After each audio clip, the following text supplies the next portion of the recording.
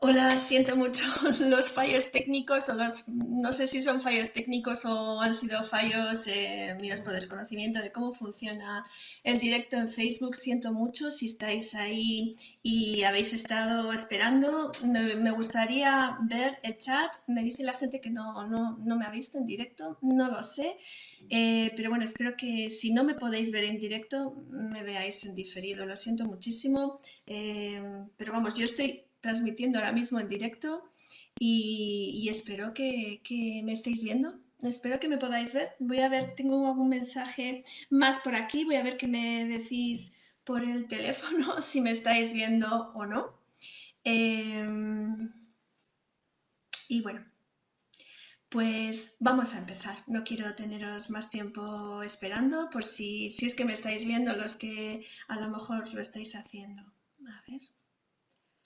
Bueno, vamos a empezar. Hoy voy a hablaros del desarrollo infantil, pero primero quiero que sepáis quién soy yo, aunque muchos de vosotros ya me conocéis. Soy Rosina Uriarte, soy la presidenta de la Asociación Lastana. Aquí estamos retransmitiendo desde el Facebook de la Asociación Lastana por el Desarrollo y la Estimulación Infantil. Somos bueno, primero os cuento quién soy yo. Yo soy educadora infantil, especializada en neurodesarrollo.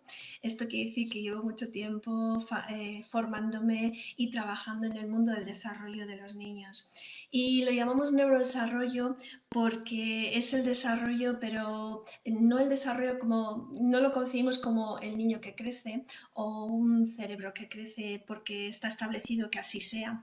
Nada crece porque sí, ¿verdad? Ni siquiera el niño tenemos que alimentarlo y cuidarlo. Pues lo mismo pasa con nuestro cerebro. Entonces, en el neurodesarrollo lo que hacemos es tener en cuenta la maduración que ha alcanzado ese niño a nivel neurológico, a nivel cerebral. Y lo que intentamos es cuidar ese desarrollo para prevenir que pueda haber dificultades y si las hay, pues cuidar de ellas para que podamos dar a los niños todas las oportunidades que se merecen. Vaya, ahora sí que ya os veo comentarios, veo que Amanda me dice que me ve, gracias Amanda por estar siempre ahí, y Ana también, gracias Ana. Eh, Genial, me alegro mucho de que me estéis viendo por fin sin ningún problema, así que vamos a seguir. Bueno, como os cuento, también soy madre de un chico que tuvo dificultades y trabajé desde el neurodesarrollo con él, con muy buenos resultados. Cada vez conocía más familias que, como en mi caso, habían conseguido grandes avances con sus niños gracias a técnicas del neurodesarrollo y de la estimulación cerebral. Y estas familias pues nos reunimos en el 2013 para formar la Asociación Lastana. En la Asociación Lastana nuestro principal objetivo es la difusión.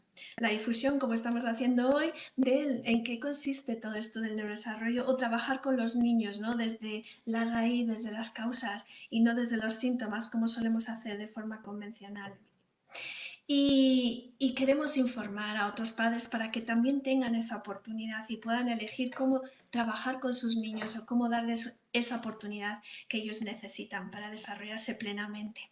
Así que así creamos la asociación Lastana y también en la asociación tenemos ayudas para los padres en la forma de acuerdos con profesionales expertos en desarrollo infantil y estos acuerdos hacen que las familias tengan descuentos en los tratamientos con sus hijos y también descuentos en la compra de productos de alimentación ecológicos, biológicos, porque muchos de nuestros niños comen de forma orgánica, ¿no?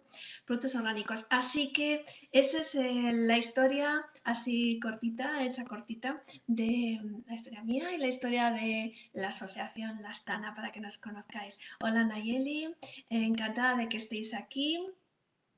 Yo, pues bueno, pues ahora os voy a seguir contando cosas que tengo pensado contaros. Por supuesto que podéis ir haciéndome preguntas en el chat, porque ahora que veo el chat, pues los tengo ahí. Así que si queréis preguntarme cualquier cosa, mientras yo os voy hablando, yo estaré atenta también para poder responder a vuestras preguntas. Pues bueno, primero de todo, me gustaría contaros una historia. Esta es la historia de Aitana y la chica mágica. Diréis, ¿por qué os voy a contar una historia? Bueno, a veces con las historias, con los cuentos, conectamos más con lo que queremos transmitir o con lo que nos están transmitiendo, ¿no? Con lo que nos están diciendo. Y a mí me apetece contaros este cuento, porque es una historia que es muy significativa para mí. Y aunque tiene la forma de cuento, es una historia real. Pero vamos a ver, ¿qué es esto de Aitana y la chica mágica? Pues era una vez Aitana, existía una niña que se llamaba Aitana, que tenía 3 años. Aitana era una niña preciosa, con unos rizos rubios y unos ojos azules maravillosos. Era muy bonita, pero era una niña muy difícil. Era difícil para sus padres y era difícil para sus cuidadoras, las educadoras del colegio. Era una niña muy poco empática. Ella no lloraba cuando lloraban otros niños, ni siquiera lloraba cuando se hacía daño o supuestamente debería haberse hecho daño. Ella se caía y se levantaba tan feliz. Ella le mordían los niños y se reía. Lo malo es que ella también mordía a los demás y pegaba a los compañeros y se reía. No parecía sentir el dolor de sus compañeros, tampoco parecía sentir el dolor propio. Aitana era una niña a la que le costaba mucho someterse o encajar dentro de las normas del aula. Y en casa no había manera de que obedeciese. A Aitana no podías pedirle que hiciese nada como al resto de sus compañeros le pedías, porque Aitana se reía y hacía lo que le parecía. A Aitana no había manera ni siquiera de enfadarse con ella o de castigarla, porque todo le daba igual y se reía. Aitana era feliz, pero todo el mundo que estaba a su alrededor no lo era tanto. Sus compañeros no eran tan felices con Aitana cerca. Y para sus padres y para su cuidadora, su educadora, era también difícil tratar con Aitana. Un día apareció la chica mágica. Esta era una experta en neurodesarrollo. Ella venía de México y vino a visitar el colegio en el que estaba Aitana. Y entonces le dijo a la profesora, Aitana necesita conocer mejor su cuerpo.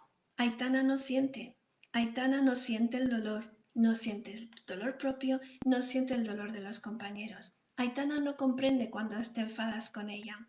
Aitana es como insensible en todos los sentidos. Y realmente Aitana no sentía apenas cuando se caía, realmente veíamos que, o veían sus profesoras, veían sus padres que no sentía dolor. Entonces esta profesional les dijo a las profesoras, tenéis que hacer que Aitana sienta su cuerpo.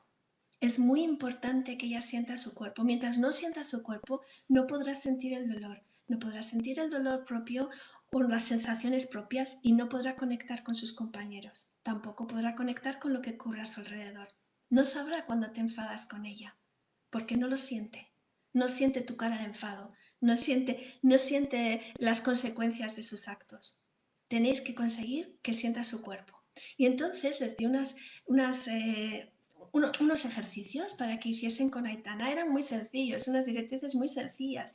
Les pidió que tocasen a Aitana mucho y con presión, que apretasen todos sus miembros, sus brazos, sus piernas, que le diesen un masaje con presión en la espalda, que la hiciesen sentir su cuerpo. Y las profesoras hicieron esto todos los días. Pero llegaron las Navidades y después, no llegaron las Navidades, no llegó el verano y fueron 2 meses de vacaciones. Entonces las maestras hablaron con los padres de Aitana y les pidieron que hiciesen lo mismo en casa, que le achuchasen muchísimo, que le apretasen para que Aitana sintiese su cuerpo. Y los padres lo hicieron, porque sabes que estaban bastante desesperados y hubiesen hecho cualquier cosa que les hubiesen recomendado. Al volver Aitana al colegio en septiembre, era otra niña completamente.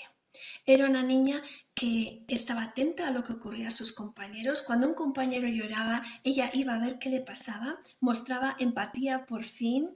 Era una niña que empezó a prestar atención, empezó a darse cuenta de lo que hacían los demás niños y ella hacía lo mismo también. Empezó a seguir las normas del aula y fue una niña encantadora a partir de entonces. Era una niña muy inteligente, empezó a sentir el dolor y a quejarse cuando se caía o cuando los compañeros la empujaban y dejó ella necesidad de empujar a sus compañeros y de hacerles daño.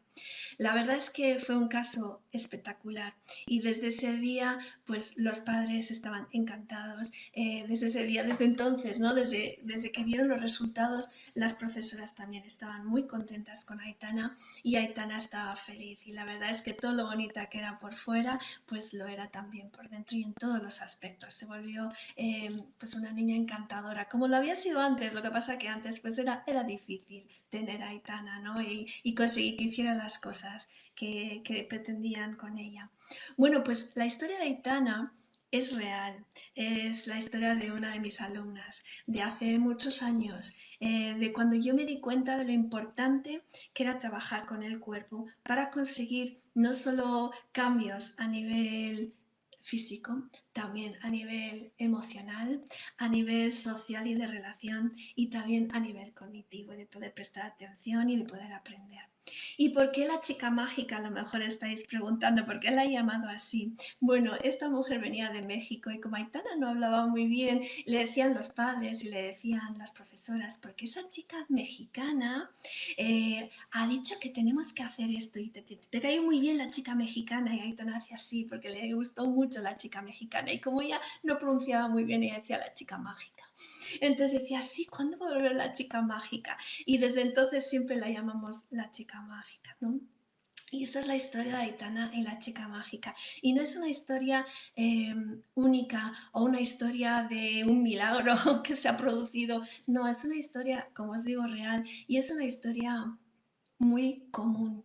Y que ojalá fuese más común. No es tan común, es común si trabajamos con los niños. No lo es tanto porque no solemos trabajar de esta manera con nuestros niños. Bueno, veo que también se ha unido más gente. Hola Sonia. Y bueno, pues esta era la historia con la que quería empezar, con la historia de Aitana y la chica mágica, que es una historia que a mí me marcó, porque hace muchos años yo ya conocía todo esto, pero no había visto un caso tan claro de cómo puede un niño cambiar solo con un tipo de estímulo, que es un estímulo corporal a través del tacto y de la propiocepción, que veremos qué es. Y pues bueno, fue un caso, la verdad es que recordaré siempre y creo que, bueno, pues me marcó mucho porque desde entonces utilizo muchísimo la estimulación táctil y propioceptiva con los niños, además de la estimulación del movimiento. Bueno, hoy quiero hablaros del desarrollo de los niños. Y esto de que hemos hablado en Aitana, cómo ella se comportaba con sus compañeros, cómo reaccionaba ante los estados anímicos de las profesoras, de lo que le pedían las profesoras, cómo se adaptaba a las normas del grupo, cómo os digo, cómo se relacionaba y cómo sentía lo que ocurría a su alrededor y en sus compañeros. Cómo prestaba atención Aitana, cómo aprendía, porque es muy difícil aprender si no prestas atención, es muy difícil aprender si no sientes tu cuerpo, es muy difícil saber dónde estás si no sientes tu cuerpo y si no sabes dónde estás es muy difícil prestar atención, porque para saber dónde estás tienes que estar en el sitio aquí y ahora, ¿no?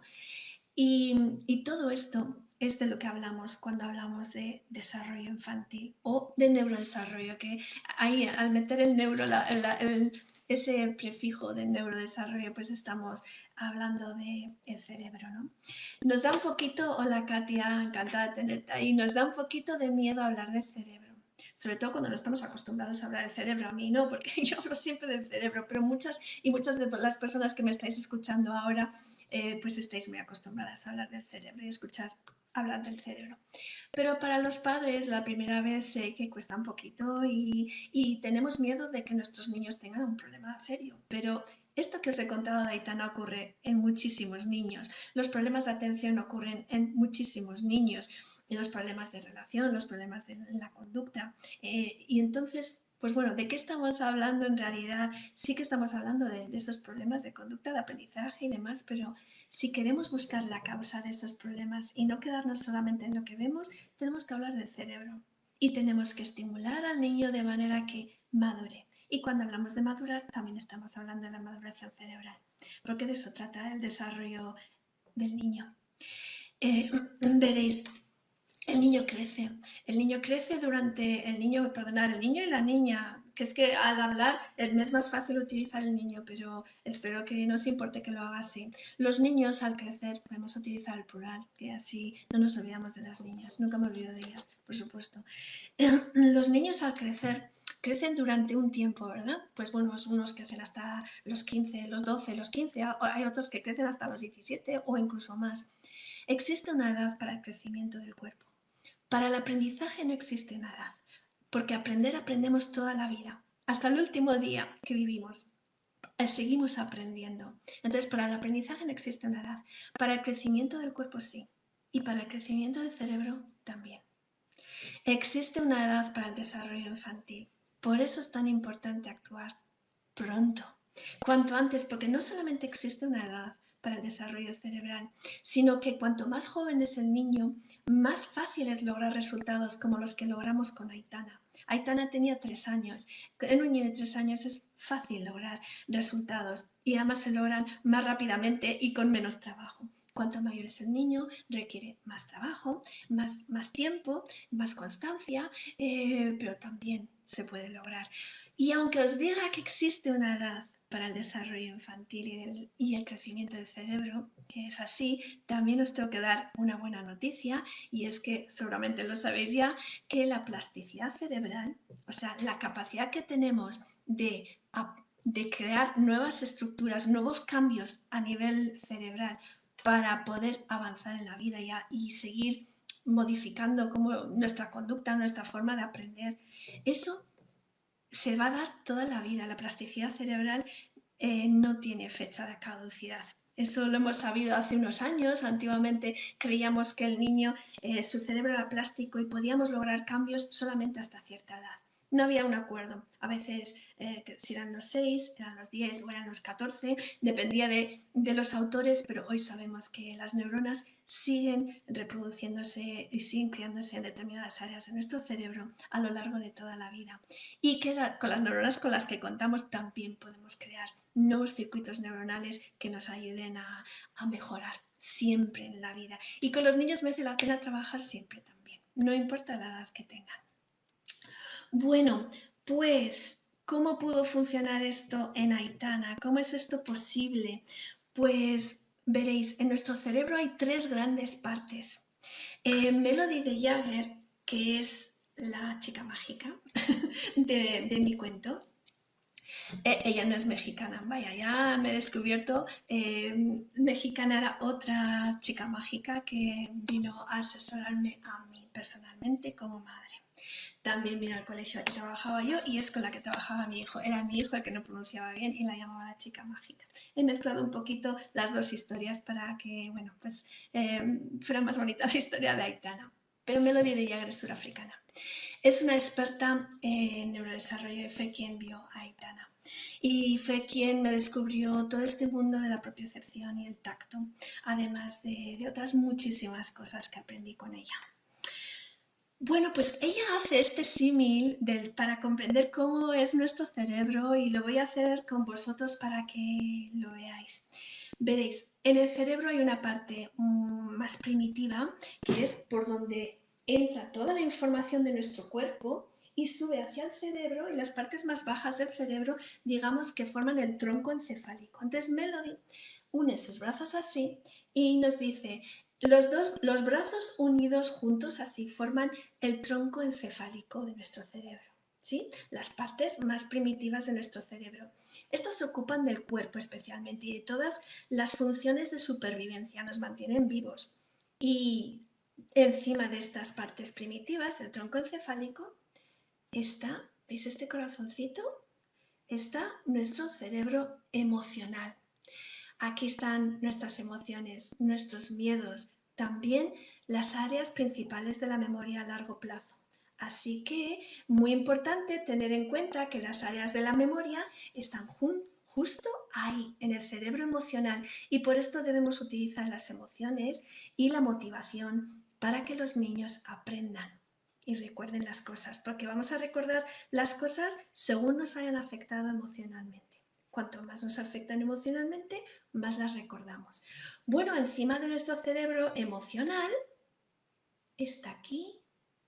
Los dos hemisferios cerebrales, ¿veis? La parte que tenemos arrugada, los dos hemisferios cerebrales que son la parte cognitiva de nuestro cerebro. Sí, la parte que vemos cuando vemos un cerebro, sí, la parte externa, el córtex. Esta es la parte que tenemos los humanos más desarrollada, o está más desarrollada en los humanos, ¿sí? Y esta es la parte que piensa. Esta es la parte que aprende en el colegio, porque esta es la parte que sabe leer, bueno, sabe hablar, tiene lenguaje, sabe leer y sabe escribir. Las matemáticas, los colores, las formas geométricas, todo está aquí, en los hemisferios cerebrales, en nuestro córtex. Es nuestro córtex el que mide las consecuencias de nuestros actos, es nuestro córtex el que nos ayuda a organizarnos, a planificar. Y es el córtex el que nos ayuda a juzgar, el que nos ayuda a razonar y es el que presta atención también, junto con las demás partes de nuestro cerebro. Así que cuando nos preocupamos por el aprendizaje de un niño, cuando nos preocupamos del control de su conducta, cuando nos preocupamos del control de sus emociones, ese control y el aprendizaje en el colegio están aquí, en la parte más sofisticada y superior de nuestro cerebro. Pero como veis, debajo también hay mucho más a lo que tenemos que prestar atención también. Así que si un niño no lee bien, no escribe bien, le cuestan las matemáticas, no presta atención, le cuesta controlar su conducta, le cuesta controlar sus emociones y trabajamos con una terapia conductual intentando que controle esa conducta, trabajamos con una terapia cognitiva haciendo que practique la lectura, que practique la escritura, que practique las matemáticas o intentamos entrenar su atención, lo que estamos haciendo es trabajar solamente en la parte superior del cerebro del niño. Y además, si estamos utilizando el lenguaje, vamos a dirigirnos solamente a esa parte superior, al córtex, porque las otras dos partes, grandes partes, no entienden el lenguaje. Atención, no existen estas tres partes divididas entre sí como partes separadas o diferenciadas dentro de nuestro cerebro. Son muchas partes en el cerebro que están todas interconectadas, pero forman como tres grandes áreas. Por eso hablamos de esas tres partes. Aunque anatómicamente no existen en sí mismas como partes separadas y diferenciadas del cerebro. ¿Vale? Vamos a ver entonces. Cuando nos preocupa lo que ocurre aquí y lo que nosotros vemos en los niños y lo que nos preocupa son las señales, lo que sale si el cerebro recibe información de todos los estímulos que nos rodean, la procesa y emite una respuesta, lo que nosotros vemos es la respuesta. Cómo se mueve el niño, cómo se relaciona, cómo se comporta, cómo lee, cómo escribe, cómo habla primero, cómo hace todas las cosas que queremos que haga, cómo acepta las normas, cómo se comporta se relaciona con los compañeros. Todo esto que vemos es la salida. No vemos cómo entra la información, no vemos cómo se procesa, solo vemos cómo sale en el comportamiento y el aprendizaje del niño. No podemos quedarnos solamente en lo que vemos, que sale, en lo que el niño nos muestra, puesto que de esta manera solo estamos viendo cómo controla, cómo mide sus actos o no, cómo aprende. Estamos viendo cómo funcionan los dos hemisferios cerebrales. Pero cómo aprende un niño o cómo controla su conducta y cómo se relaciona con los demás dependerá de en qué estado de maduración o de activación o el protagonismo que tengan las otras dos partes de su cerebro. Bueno, pues así que si nos preocupa el aprendizaje del niño, tenemos que preocuparnos de otras cosas que no vemos, porque lo que vemos es la manifestación visible del cerebro o el sistema nervioso invisible del niño. Y los problemas no suelen estar en lo que nosotros vemos. El problema de raíz está más abajo. Los problemas no suelen estar aquí, están más abajo, normalmente. Así que lo que nos interesa es trabajar en la raíz y en la causa de lo que pueda estar creando esas dificultades que nosotros vemos. ¿Cómo vamos a estas partes inferiores del cerebro, al cerebro emocional y al cerebro de supervivencia que forma el tronco encefálico? ¿Cómo? Y otras partes. ¿Cómo llegamos a esas partes inferiores si hemos dicho que solamente El córtex, solamente los hemisferios cerebrales saben hablar y conocen el lenguaje. ¿Cómo podemos llegar entonces a las otras partes cerebrales que están más abajo? Y es ahí donde está la causa de los problemas de nuestros niños, casi con toda seguridad. Pues tenemos que llegar con el lenguaje que utilizan los niños antes del lenguaje hablado. Cuando un bebé nace y cuando es pequeño, los primeros meses de vida, su córtex no está bien activo, no está bien conectado. Está funcionando principalmente con las otras partes de su cerebro. Un bebé está funcionando a nivel de supervivencia, con la parte más primitiva cerebral, ¿sí? Y de los 2 hasta los 2 años, de los 2 a los 4 o 5 años, está funcionando mucho a nivel emocional, con su cerebro emocional. ¿Cuál es el lenguaje que más entiende un bebé si no entiende todavía el lenguaje de las palabras? Existe una comunicación con nuestros bebés. No lo hacemos, no, por supuesto que nos comunicamos con ellos hablando con ellos, pero principalmente lo hacemos con el cuerpo. Lo hacemos a través del tacto, de la contención, del abrazo, de la propiocepción y del movimiento. Y estos tres estímulos, el tacto, la propiocepción y el movimiento, son tres estímulos que tiene el bebé ya desde el nacimiento. Y cuando nace, son los estímulos con los que mejor nos comunicamos con él. ¿Sí? Pues estos estímulos son los más importantes, no solamente al nacer, sino serán los más importantes a lo largo de toda la vida. Porque después recibimos estímulos visuales, auditivos, bueno, después durante la gestación también, olfativos y gustativos, pero los más importantes van a seguir siendo el tacto, la propiocepción y el estímulo vestibular del movimiento. Bueno, así que ese es el lenguaje que tenemos que utilizar para llegar a áreas inferiores del cerebro del niño y trabajar ahí las causas y no los síntomas. Porque ¿qué ocurre si trabajamos solo los síntomas? Es la forma más difícil de lograr resultados definitivos. Porque si solo trabajamos síntomas, lo que vemos, un niño lo lee bien y le hacemos leer, si nos quedamos en los síntomas, el problema de fondo seguirá existiendo. Es más importante llegar a la raíz del problema, trabajar ahí para que los síntomas desaparezcan. Voy a enseñaros una imagen.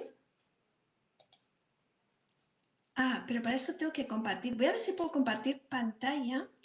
Pensaba que iba a poder compartirla, pero no veo ahora cómo. No veo, lo siento, no veo cómo compartir la pantalla ahora mismo.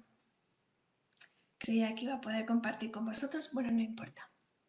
Vamos a ver. Bueno, no pasa nada. Imaginaros un iceberg. Un iceberg es enorme, pero solo vemos la puntita que asoma por encima del agua, ¿sí? Y hay mucho más debajo del agua, esto lo sabéis, ¿verdad? Eran una de las imágenes que tenía preparadas para enseñaros, aunque tenía unas cositas más que me hubiera gustado que vierais. Si nos quedamos en lo que vemos en el niño, no lee bien, no escribe bien, no presta atención, no se relaciona bien con sus compañeros, lo que sea. Si nos quedamos ahí y trabajamos ahí, es como si estuviésemos considerando el iceberg solo en lo que vemos, pero sabemos que por debajo hay mucho más y es mucho más grande. Pues algo así ocurre con nuestro cerebro. No podemos quedarnos en lo que vemos solamente. Tenemos que ahondar y llegar a las raíces del problema que estamos observando para poder ayudar al niño realmente, porque solamente trabajando la causa y solucionando la causa podremos hacer que los síntomas se palíen o desaparezcan literalmente, directamente. Bueno, también tenía un chiste que es muy bueno, os lo voy a contar. A ver si lo cuento bien, porque no soy buena contando chistes, pero es una imagen de un señor, un padre, que está escribiendo con la máquina de escribir. La máquina de escribir, no un ordenador. ¿Recordáis cómo eran las máquinas de escribir que teníamos antes de utilizar los ordenadores? Está el padre escribiendo con la máquina de escribir y está saliendo el folio con todo el texto escrito.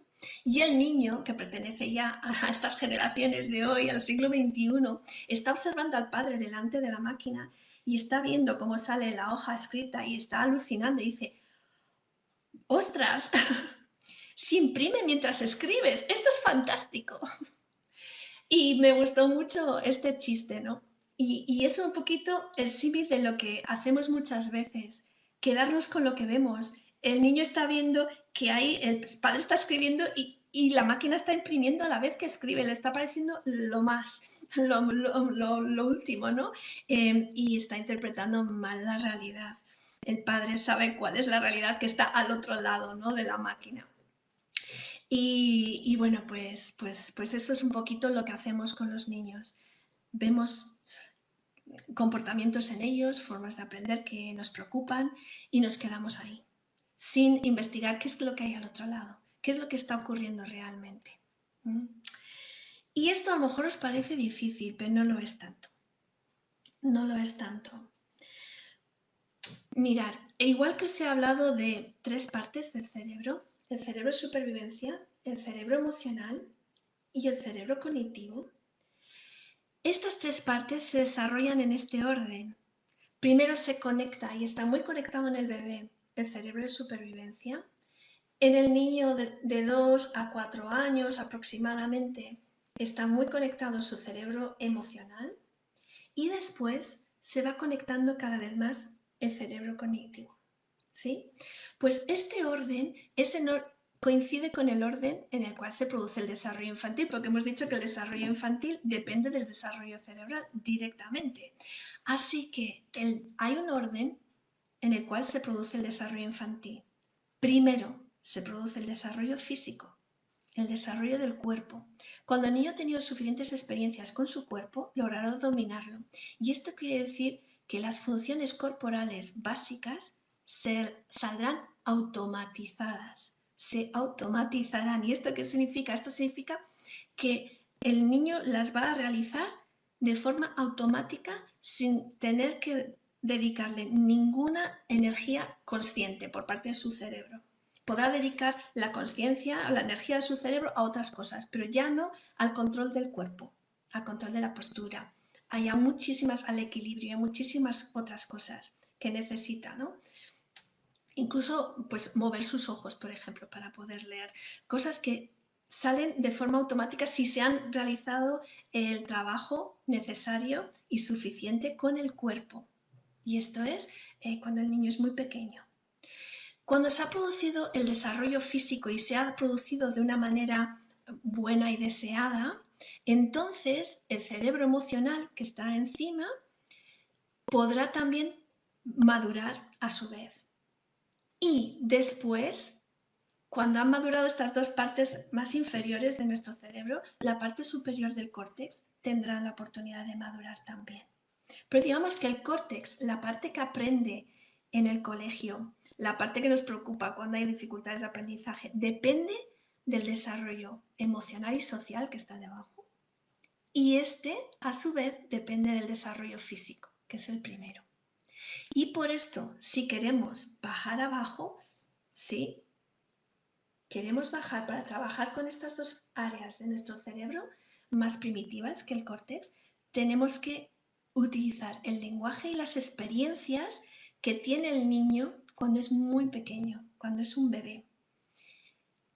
Me gustaría mucho enseñaros las pirámides del desarrollo, que como os digo, no veo, tengo que estudiarme este asunto de las transmisiones en vivo porque pensaba que podía compartir imágenes. Bueno, lo que tengo es alguna por aquí, a lo mejor que sí que puedo compartir con vosotros, si la busco.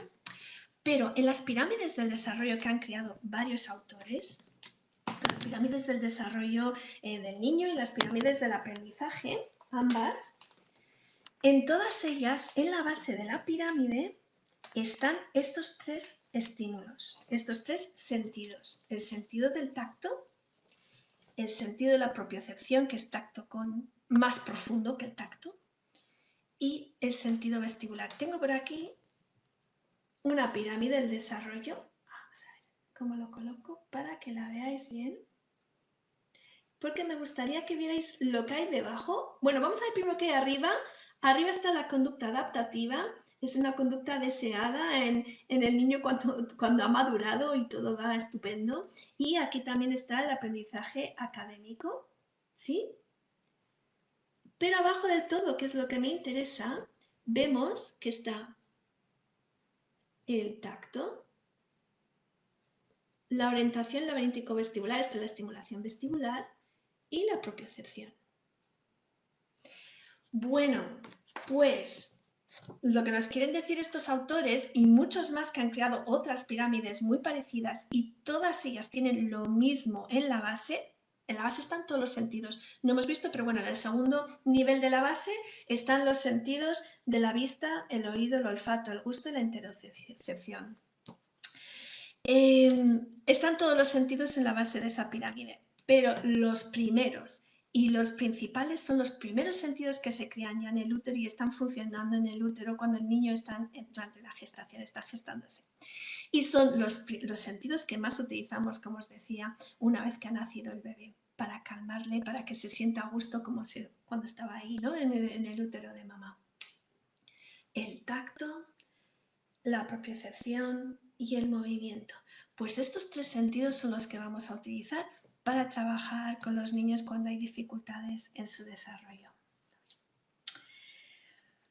Vale, entonces, ¿qué podemos hacer los padres teniendo todo esto en cuenta? Que no debemos quedarnos solo con lo que vemos, que lo que vemos son síntomas de lo que está pasando a nivel de maduración cerebral en este niño, en su niño.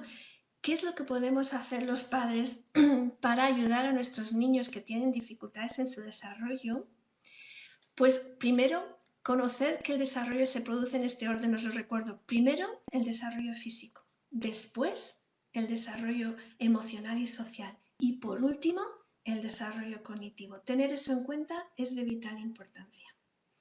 Porque esto nos dice que si queremos llegar a una buena maduración, un buen desarrollo cognitivo, tenemos que primero lograr la maduración a nivel físico y a nivel emocional y social.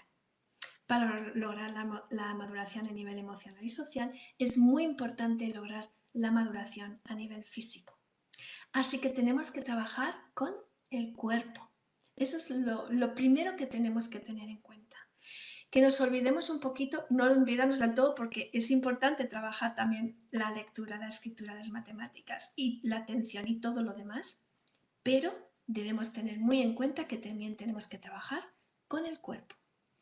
Y tenemos que tener en cuenta que para crear cambios a nivel cerebral tenemos que hacerlo como lo hace el cerebro de forma natural para lograr estos cambios. ¿Qué es lo que hace el bebé para aprender? Para que nosotros veamos que pasa de una etapa a otra. Intenta las cosas muchas veces. ¿Sabéis cuántas veces se cae un bebé para lograr caminar? Durante días y días, ¿cuántas veces se cae? Muchísimas, muchísimas, tantas que nosotros, si nos viésemos en su caso ya de adultos, seguramente que habríamos tirado la toalla mucho antes de lograrlo.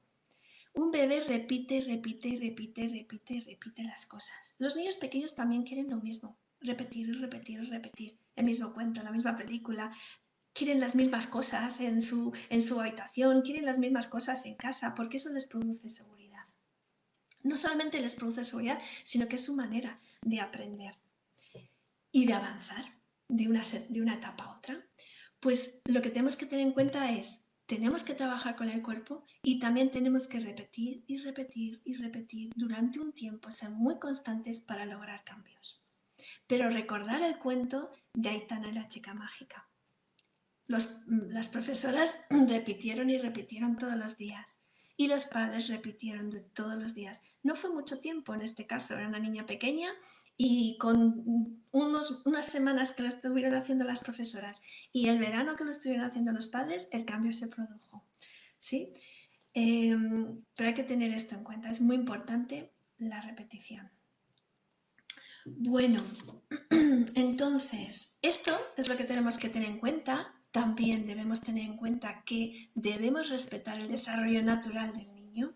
Esto es vital y esta es la primera norma también. Conociéndolo un poco, hay que respetarlo. Respetar la gestación, que es un momento vital. no lo respetamos lo suficiente, pensamos mucho en la mamá, en que la mamá se encuentre a gusto, que esté bien, que la mamá se cuide. Que la mamá se cuide significa que está cuidando también a su bebé. Y eso es muy bueno. Pero tenemos que tener en cuenta que se están creando una gran cantidad de conexiones neuronales durante la gestación y que el desarrollo empieza ahí, desde el primer momento. Así que si hay cualquier dificultad en cualquier periodo del desarrollo, puede ser que acarree dificultades después.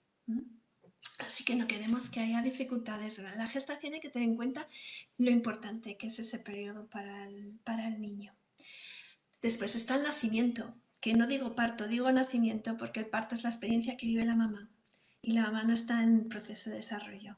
Nacimiento es la experiencia que vive el bebé y el bebé sí está en pleno proceso de desarrollo, con una gran conexión neuronal y especialmente el nacimiento, si es un nacimiento natural por vía vaginal, tendrá una serie de conexiones neuronales increíble. Es una experiencia que jamás volverá en la vida, así que jamás en la vida lograremos ese boom de conexiones neuronales como se produce durante el nacimiento. Y después está muy especialmente el primer año de vida.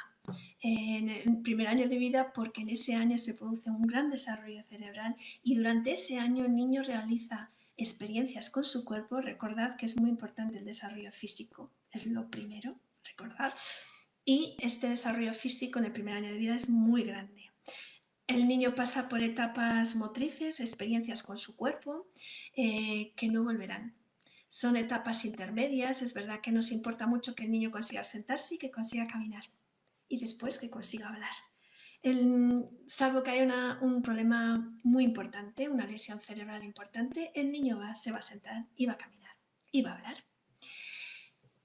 Sin embargo, las etapas que realiza en el primer año de vida, esas no volverán. Y esas tienen un aporte a nivel de desarrollo cerebral y de conexiones neuronales muy grandes. Así que es muy importante que el niño pase por las etapas. Primero debe succionar con fuerza al nacer, es importante que lo haga. Después debe levantar su cabecita sobre los 2 meses más o menos, rodar sobre los 4 o 5, rodar hacia un lado hacia el otro, arrastrarse sobre su abdomen sobre los 7 meses aproximadamente, gatear sobre los 10 meses. Cuando ya esté preparado, sentarse solo, no con apoyo, así porque nosotros lo decidamos, sino porque llega el momento de hacerlo él solito y lo hará. Y después sobre el año ponerse de pie y después caminar. Si cumplimos si el niño cumple todas estas etapas, hay más garantías de que el desarrollo se esté produciendo de manera plena.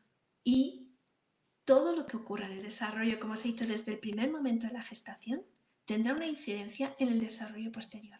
Esto quiere decir que si nos preocupa cómo está aprendiendo un niño aquí, tenemos que tener en cuenta que todas sus experiencias desde el primer momento la han llevado a este punto. Y si en este punto no puede aprender como los demás y no presta atención como los demás, muy probablemente algo haya fallado en el camino para que no tenga la misma facilidad que sus compañeros. ¿Sí? Por esto tenemos que volver atrás en ese camino, investigar qué ha podido pasar, a veces no lo sabemos, pero tenemos que compensar y darle más de lo que ha podido faltar. Y esto es trabajo con el cuerpo, con sus 3 sentidos, la estimulación de esos 3 sentidos, estimulación táctil, propioceptiva y vestibular principalmente. Podemos compensar nacimientos difíciles, podemos compensar estrés durante la gestación, podemos compensar que el niño no haya atravesado por las etapas durante el primer año de vida. Todo se puede compensar después, pero requiere de un trabajo. Y es un trabajo con el cuerpo y con estos 3 sentidos. Bueno, entonces, ¿qué podemos hacer los padres? Pues tener esto en cuenta.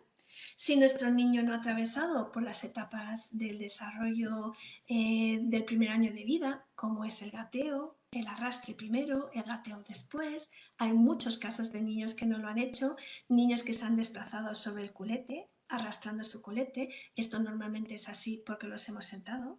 Nosotros los hemos sentado, les hemos puesto en esa posición, el niño tiene necesidad de desplazarse y lo hace como sabe. No ha aprendido otras formas de desplazamiento, ¿no? Otras posturas. Entonces, Bueno, se me ha olvidado decirlo, claro, para respetar el desarrollo natural durante este primer año de vida, tenemos que darle al niño las oportunidades de que pueda pasar por todas estas etapas. ¿Y cuáles son esas oportunidades? Es una principalmente. Tenemos que darle suelo. El suelo es la oportunidad de desarrollo para un niño en el primer año de vida. Así que no es tan difícil solamente tenerlo en cuenta. Un suelo cálido, un suelo limpio, un suelo acogedor, un suelo en el que estemos papá y mamá, aita y ama, ahí a la altura del niño, acompañándole. Ese es el suelo que necesita un niño desde los 3 meses de vida. Y cada mes más tiempo en el suelo. Vale. Y después, para compensar que no haya pasado por estas etapas, podemos volver a repasarlas. Podemos jugar a arrastrarnos, jugar a gatear. Es muy divertido. Las croquetas, el rodar hacia un lado y hacia el otro, es un ejercicio excelente a nivel vestibular, como vamos a ver. Y también podemos jugar a hacer esto, a croquetas y a arrastrarnos y a gatear. Que el niño es mayorcito y lo de gatear ya supone algo muy difícil, pues podemos hacer otro tipo de ejercicios que supongan un patrón contralateral. Un patrón contralateral es el patrón en el cual el niño utiliza la mano derecha con la pierna izquierda, el brazo derecho con la pierna izquierda, el brazo izquierdo con la pierna derecha. Es así como se arrastran los bebés y como gatean. Y eso es lo que se pierden los que no lo hacen, ese patrón contralateral, que tiene un gran impacto a nivel cerebral, porque si nosotros vemos que un bebé se está desplazando y está moviendo su cuerpo, está utilizando los dos lados de su cuerpo de forma coordinada y están funcionando esos dos lados comunicándose perfectamente y de forma coordinada, que es lo que el bebé logra cuando se ha arrastrado y ha gateado el suficiente tiempo. Si nosotros vemos eso, vemos que los dos lados del cuerpo se están comunicando muy bien y están coordinados, y entonces suponemos que sus dos hemisferios cerebrales también lo están, coordinados y comunicándose perfectamente. Dado que cada hemisferio envía y recibe información al lado contrario, deben comunicarse muy bien los dos hemisferios para que el niño pueda lograr un patrón como el de gateo y el arrastre y el gateo. Así que no es ninguna tontería el trabajo que hace el niño en el primer año de vida. Es un trabajo muy importante, es un trabajo costoso para el niño. Por eso a veces cuando está a punto de arrastrarse y se queja porque no consigue avanzar, le lleva un tiempo, tiene que experimentar y experimentar hasta lograrlo. Recordar que el niño tiene esa fuerza de repetir e intentar las cosas una y otra vez. Muchas veces se lo impedimos los adultos, porque vemos que el niño se queja, le cuesta un esfuerzo, le está costando, sí, cuando nosotros también nos esforzamos, también nos quejamos. Cuando el niño se queja muchas veces lo socorremos y le impedimos que avance. Y le impedimos que avance en su desarrollo, le impedimos que sea más inteligente y que tenga más habilidades en la vida. Esto es lo que hacemos los adultos. Es lo que hacemos cada vez que le damos la mano para ayudarle a mantenerse de pie y a caminar, en lugar de permitir que sea su cerebro, su sistema del equilibrio, el que guarde ese equilibrio y le enseñe a caminar. Es lo que hacemos cada vez que impedimos o tenemos miedo a las madres de que se caiga y no les permitimos gatear para que no se caigan porque se hacen chichones. Y si un niño se pone a caminar sin las experiencias previas del movimiento y del equilibrio del gateo, el arrastre del gateo, los chichones, la caída de estar de pie, van a ser muchísimo más grandes. Pero las madres a veces no razonamos mucho y solo es un momento de dedicación lo que necesitamos a pensar en ello y todo resulta muy lógico. Y sabemos que el desarrollo infantil también es muy lógico, el desarrollo del niño. Solo tenemos que prestarle atención y conocerlo. Y no es complicado conocerlo, es muy lógico todo. Así que podemos trabajar con el niño más mayor también los patrones contralaterales, con una marcha cruzada, caminando, tocando la mano derecha a la rodilla izquierda, tocando con la mano izquierda la rodilla derecha. Podemos hacer muchas cosas, incluso abdominales cruzados, podemos tumbarnos y tocar con la rodilla, con el codo, la rodilla contraria. Podemos trabajar para hacer ejercicios contralaterales. Hay bastantes opciones de ese tipo para lograr que haya mayor fluidez y comunicación entre los dos hemisferios. Esto le ayudará a aprender en todos los sentidos. Y también podemos utilizar los grandes sentidos del tacto, la propiocepción y el movimiento para lograr compensar o para lograr a nuestros niños que les cuesta prestar atención. Tenerlo en cuenta, prestar atención o les cuesta controlar su cuerpo, les cuesta controlar sus emociones, les cuesta controlar su impulsividad. En cualquiera de estos casos, una manera de calmar el sistema nervioso cuando está en un estado de alerta y le cuesta prestar atención, o cuando el niño no ha logrado esa madurez para el control de los movimientos, la impulsividad y demás que hemos estado hablando, es importante darles estímulos táctiles a través del masaje, pero mejor si el tacto va unido a la propiocepción. Y propiocepción significa tacto profundo. El tacto es el estímulo que llega a través de la piel, de los sensores nerviosos que tenemos en la piel, y la propiocepción es todo lo que tenemos debajo de la piel. Así que toda la información que llega de todo lo que hay bajo la piel es lo que llamamos propiocepción. Está en nuestros músculos, en nuestros tendones, en nuestras articulaciones a lo largo de todo el cuerpo. Y el niño, daros cuenta de que ha estado 9 meses, en el principio era pequeñito, en el útero de su mamá, y al principio no se sentía comprimido, pero los últimos meses sí. Se ha sentido totalmente contenido, sentía su cuerpo en contra las paredes del útero de su mamá. Se sentía contenido y comprimido. Por esto los niños, después, el contenerlos y el darles este estímulo propioceptivo les calma, porque es lo que han conocido durante muchísimo tiempo, durante la gestación. Y es lo que necesitan después también. En realidad, un niño que ha estado dentro del cuerpo de su madre, donde tiene que estar después al nacer, es pegado al cuerpo de su madre, como transición hacia el mundo, ¿no? Y es porque es lo que le da seguridad y es lo que le ayuda a sobrevivir, lo que él conoce. Así que la propiocepción, si damos tacto junto con propiocepción, eso lo podemos hacer con masaje con presión. No tengáis miedo de tocar a vuestros hijos. No hace falta una técnica de masaje para poder darles un masaje con presión. Simplemente hace falta querer hacerlo, que los niños también quieran hacerlo, respetando siempre que ellos quieran hacerlo, respetando que ellos quieran hacerlo de determinada manera. Con cierta edad a lo mejor solamente quieren que les masajemos la espalda. Hay que ver también si el niño disfruta de ello. Los niños que no se dejan tocar, tenemos que buscar maneras de acercarnos poco a poco para que vaya aceptando poco a poco ese tacto y esa propiocepción.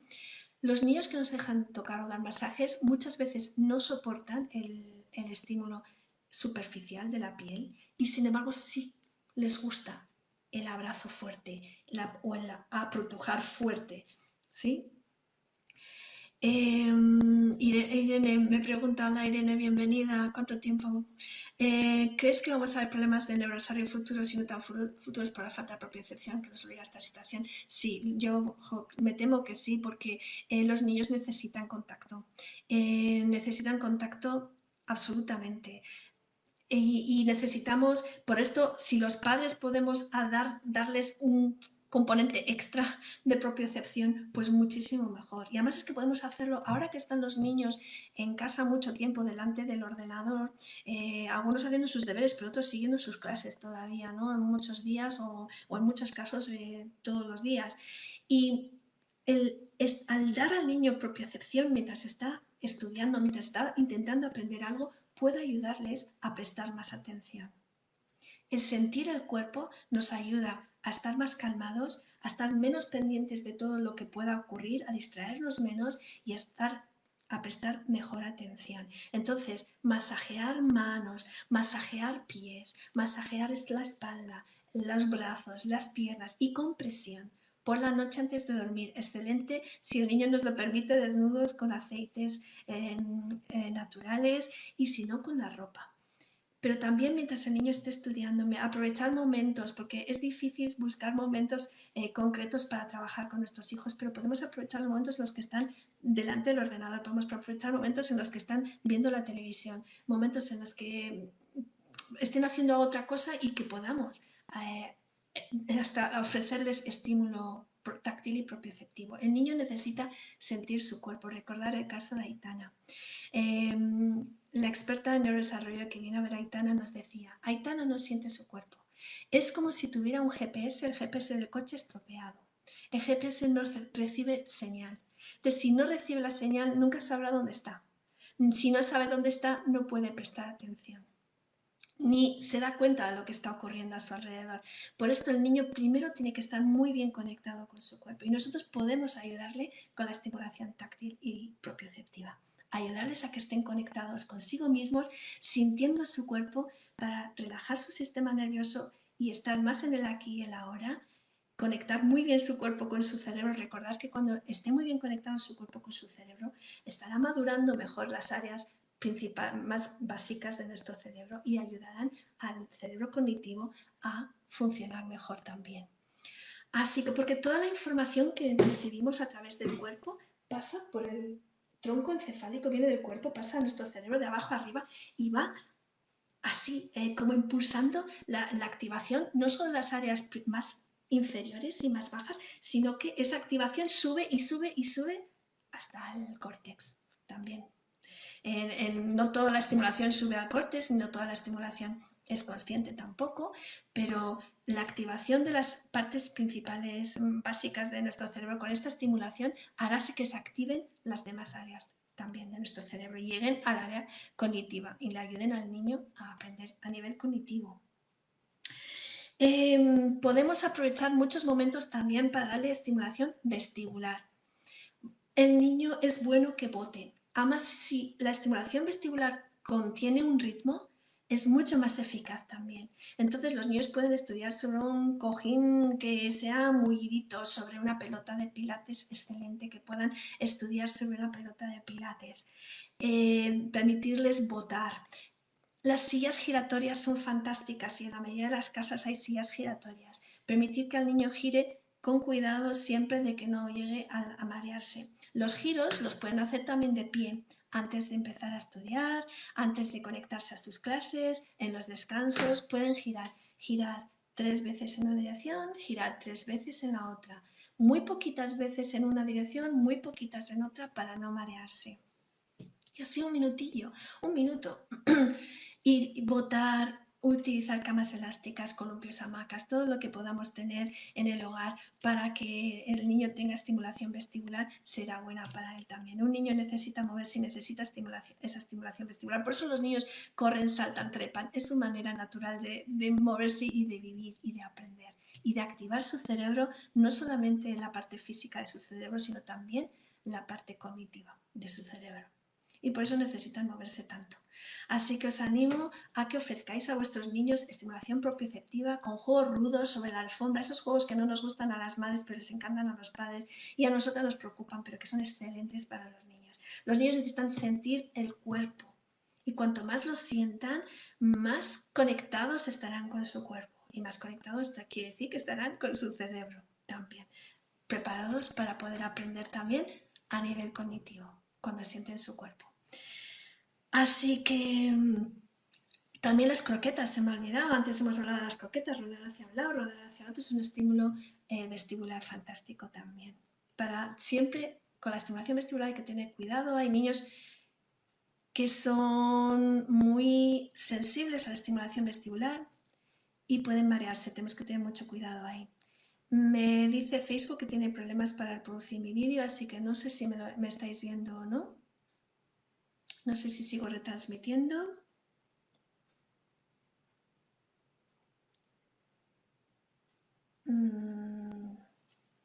Bueno, me gustaría que me dijerais si me veis, si me estáis viendo, ¿me lo podéis decir por el chat?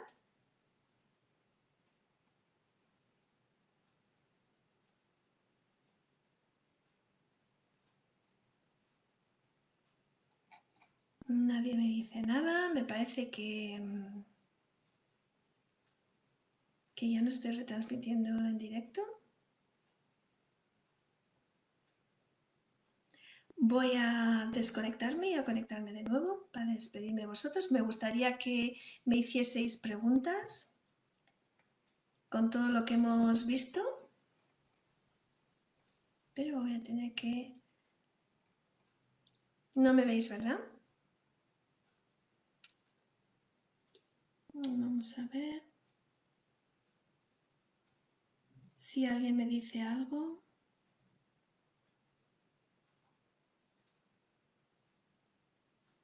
¿Sí me veis?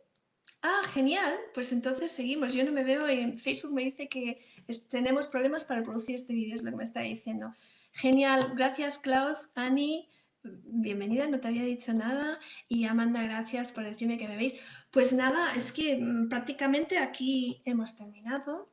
Quería que conocierais pues toda la importancia de los estímulos táctiles, propioceptivos y vestibulares y que los podáis utilizar en casa con vuestros niños. Aprovechando situaciones que tengáis cotidianas en el día a día para darles estos estímulos y sabiendo que les va a ayudar a nivel cognitivo en su aprendizaje, les va a ayudar a nivel emocional y social también. En el control de los impulsos, el control de sus emociones, sentir el cuerpo, sentirse más a gusto dentro de sí mismos, con su sistema menos alterado, menos activo. Pues Ana, no sé qué emoticones se te han escapado, me dices, pero me alegro de que me estéis viendo todavía, porque creía que se había cortado. Bueno, pues esto es lo que os quería contar hoy. Me gustaría que si alguien tiene preguntas, pues adelante. Yo estoy atenta a vuestro chat para que me hagáis las preguntas. También os veo por aquí por el móvil. Quería que conocierais. Os veo también por aquí por el móvil. Sí, vale.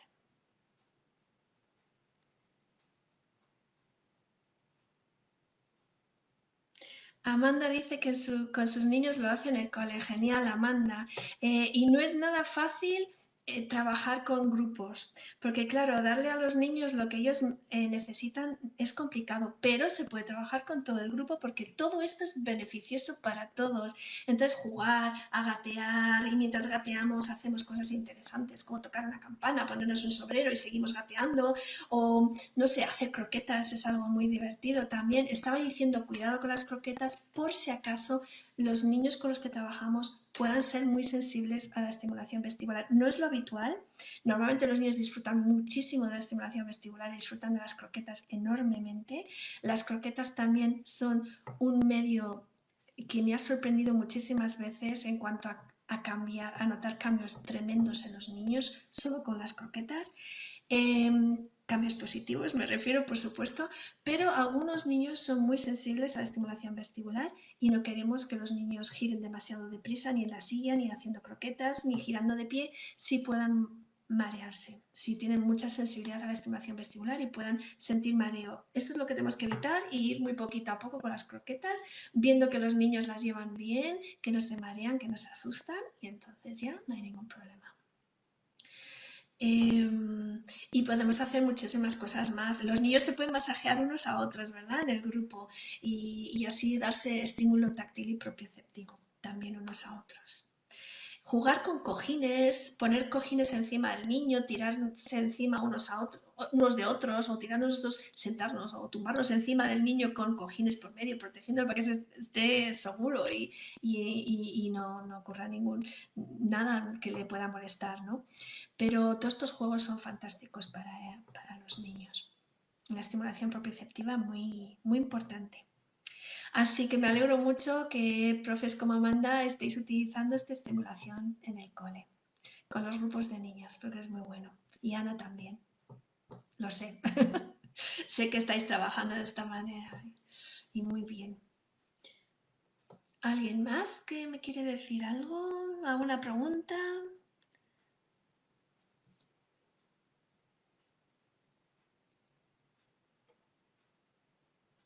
Veo que en mi móvil estoy a otro ritmo, pero bueno. Amanda me dice, con alumnos de 5 años con dificultades en lenguaje, ¿qué me aconsejas? Bueno, normalmente yo lo que he visto es que los problemas de lenguaje no suelen venir solos. Si nos fijamos, suele haber otras cuestiones, otros síntomas del mismo problema. Y depende del niño. Yo depende del niño, Amanda. Yo estudiaría un poquito el caso, les daría lo mismo, les daría Por supuesto, estímulo propioceptivo, les daría estímulo vestibular muy importante. Hay niños que incluso, niños que no hablan apenas, que lo hacen cuando, después de girar en una, o después de ponerles, de meterles en una hamaca, después de botar en una pelota, empiezan a hablar. Lo hacen los bebés también, empiezan a parlotear solamente con la estimulación vestibular. Realmente la estimulación vestibular funciona como una dinamo para nuestro cerebro y enciende el cerebro, lo activa el córtex también, no solamente, como os digo, se activan áreas inferiores y se acaba activando el córtex. Y los niños acaban parloteando y hablando en ocasiones solamente con la estimulación vestibular. Por supuesto, trabajar la boca. En los casos hay niños que no han succionado bien desde el primer momento por ser prematuros, por una cesárea, porque no ha estado ese reflejo de succión bien activo, porque se les ha alimentado con biberón y no les ha costado tanto trabajo succionar del biberón. Por los motivos que sean, muchas veces no han succionado suficientemente y no tienen fuerza en la boca, entonces después no exploran con la boca lo suficiente, no mastican. Niños que están comiendo purés, estos niños es normal que tengan dificultades de lenguaje, hay que estar atentos a que no estén comiendo purés todavía en casa. Y, bueno, pues necesitan todo este trabajo previo para poder hablar. Y por supuesto, pues bueno, pues lo que hemos hablado, yo les daría toda la estimulación posible a nivel táctil, propioceptivo y vestibular. Por supuesto, además de, depende del trabajo contralateral también, si es posible. Katia, ¿crees que la estimulación táctil y propioceptiva es también eficaz para chicos más mayores, incluso para adultos? Yo estoy convencida de que lo es, Katia. No te puedo hablar de los resultados que hay con chicos ya más mayores o con adultos. Sí que con chicos de 12 años, yo creo que lo que es, claro, la estimulación vestibular creo que es muy eficaz y estoy segura que la estimulación táctil y propioceptiva es eficaz a lo largo de toda la vida.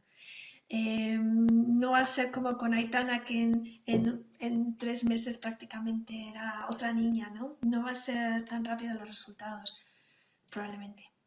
Pero creo que todos necesitamos sentir el cuerpo. Es la primera necesidad. Podemos vivir sin los demás sentidos. Podemos vivir sin el olfato y el gusto, podemos vivir sin la audición y la visión, pero no podemos vivir sin el tacto. Y la propiocepción, el cerebro lo necesita para mantenerse cuerdo y para tener una salud psicológica y emocional. Y pienso que sentir el cuerpo y conectarse con el cuerpo, estoy segura que ayudará a todas las personas a conectarse consigo mismas y a estar más presentes y a poder prestar mejor atención, porque a todos nos pasa que cuando nos dan un masaje, si el masaje es con presión, es más relajante. Y los efectos que tenemos cuando nos dan un masaje a los adultos, tenemos unos efectos que duran un tiempo, ¿sí? Pero cuando en el cerebro y ese estímulo, ese efecto se pasa al día siguiente, ya no estás tan relajado, o a los 2 días o a los 3 días.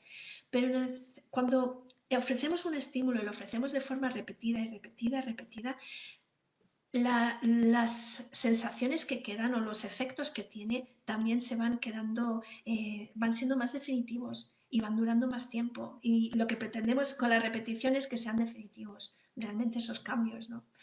Entonces, no sé cuánto hay que trabajar con un adulto con la estimulación propioceptiva y táctil para que haya un cambio real, pero que es posible, seguro.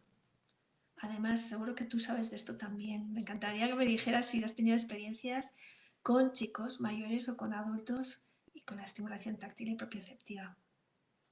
Porque seguramente que sí. Melody de Jagger nos hablaba cuando yo me formé con ella en varios métodos. Uno de ellos era para el trabajo con los bebés. Y lo curioso es que nos contaba casos en los cuales ella había trabajado con adultos que habían tenido un accidente, un ictus, un accidente de coche, lesiones cerebrales importantes, y ella utilizaba el mismo programa que hacía con los bebés y que estábamos aprendiendo a realizar con los bebés. Con los bebés se utiliza muchísimo la estimulación táctil, propioceptiva y vestibular. El mismo programa que hacía con los bebés lo hacía con los adultos. Y empezaba desde cero, con la succión, trabajando en la boca, sí, trabajando todas las etapas, rodando, haciendo croquetas y por supuesto con la estimulación táctil y propioceptiva, y aseguraba tener resultados importantes. Sí. Muy bien. ¿A alguien más le gustaría decir algo antes de que terminemos?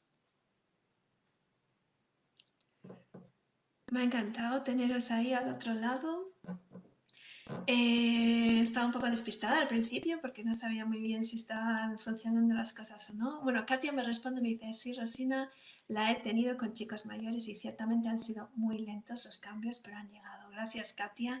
Me encanta que me des ese feedback, ¿no? El, tú que trabajas con chicos mayores y, y que has visto los cambios, que son lentos pero llegan y eso es lo importante. Los padres a veces nos desanimamos cuando nuestros chicos son mayores, cuando nuestros hijos son más mayorcitos y decimos, uff, si ya tiene tantos X años, ¿no? Me ha pasado a mí también. ¿Qué puedo hacer si ya es tarde? Y bueno, mientras el chico nos lo permita, o la chica nos lo permita, siempre merece la pena trabajar. Porque aunque, como dice Katia, los cambios sean lentos, como es un trabajo normalmente agradable para los chavales, es agradable también para los padres, es un momento importante con el hijo, con la hija. Y este trabajo propiciativo y táctil, pues eso, como os digo, es normalmente agradable y si se puede mantener en el tiempo merece la pena porque no importa la edad que tengan nuestros hijos, aunque tengan X años, lo importante es toda la vida que les queda por delante y que nosotros podamos aportar un cambio positivo ahí para ayudarles a que sean más felices, ¿no? Se sientan más capaces, con menos dificultades y eso les lleva a ser personas más felices sin lugar a duda. Vale, bueno, pues gracias a ti, Katia. Gracias a todos los que habéis estado ahí. Y nada, desde la Asociación La Astana pues intentaremos también hacer otras retransmisiones en directo, tener invitados también, confiamos en que así sea, y poder seguir dándoos información y hablando de estas cosas que nos interesan. Klaus, muchas gracias, Rosina. Pondré en práctica con mi niña de 2 años, ya genial. Si queréis ver un poquito más ejercicios más concretos, podéis pasaros por mi canal de YouTube, Rosina Uriarte, porque ahí sí que explico un poco más, tengo vídeos en los que explico un poco más ejercicios concretos que podéis realizar con una niña de 2 años, por ejemplo. Klaus, Ani, tú podrías ver los vídeos y coger ideas más concretas sobre qué ejercicios hacer con tu niña. Muy bien, pues ojalá os haya servido. Y si hago alguna otra cosita, algo que me haya quedado muy claro, porque a veces tengo la sensación de que corro mucho, otras veces creo que a lo mejor me repito mucho. No sé cuál de las dos cosas es la verdad, es así, pero a lo mejor en algunas cosas me repito, en otras voy muy deprisa. Pero espero que esto os haya aportado información importante. Creo que es algo que debemos tener en cuenta y que no es difícil. Es bastante fácil hacerlo, así que solamente tenemos que informarnos un poquito, ser conscientes de ello y ponernos a ello. Y ya está. Bueno, gracias Sonia. Pues nada, espero, ya nos vemos en la próxima. Ya aquí os dejo y nada, encantada de haberos tenido ahí. Así que nada, pues hasta otra. Adiós.